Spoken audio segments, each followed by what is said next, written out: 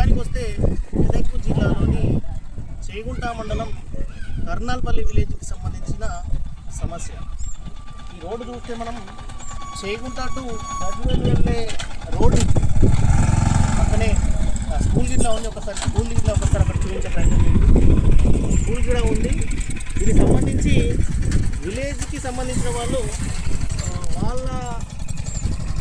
వాళ్ళ మేరకు గుంతలు అనేది వాళ్ళ పరిజ్ఞానం మేరకు ఈ ఇట్లా యాక్సిడెంట్లు సుమారుగా ఒక 10-20 యాక్సిడెంట్లు అయి మరణాలు సంభవించిన పరిస్థితి ఈ గ్రామంలో.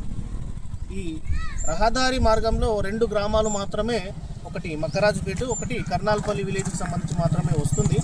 బట్ ఇక్కడ చాలా యాక్సిడెంట్లు జరిగినా కానీ ఆర్ఎన్బి అధికారులు ఏదో తూతూ మంత్రంగా మాకేం పట్టిలే అనే విధంగా వ్యవహరిస్తున్న తీరు అనేది బాధాకరమైన విషయం.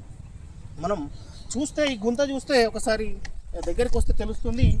గుంత చూస్తే ఈ రాకపోకలు జరుగుతున్న మార్గంలో సుమారుగా ఈ ట్రాక్ ఎవిటికైనా కానీ కార్లకైనా బండ్లకైనా మామూలు వాళ్ళకు ఎంత ఇబ్బంది జరుగుతుందంటే కింద ఇంజన్కు తాకే ప్రమాదం ఉంది. ఒక విధంగా కార్లు ఖరాబ్ అయ్యే అవకాశం ఉంది.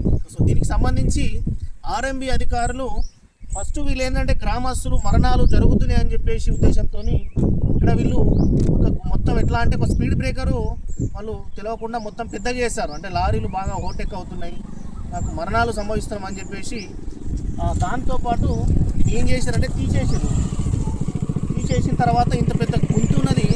దీనికి సంబంధించి పట్టించుకునే నాదుడే లేకుండా అయిపోయింది.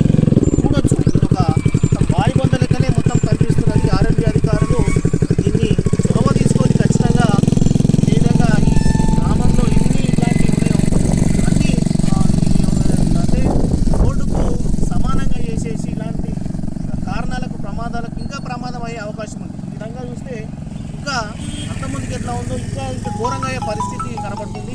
మనం అర్థం చేసుకోవచ్చు. దీనికైనా స్పందించి అధికారులు చొరవ తీసుకుని దీనికి సంబంధించిన సమస్యను పూర్తిగా క్లియర్ చేస్తారని చెప్పేసి టీవీ తరఫున కోరుతా ఉన్నాం.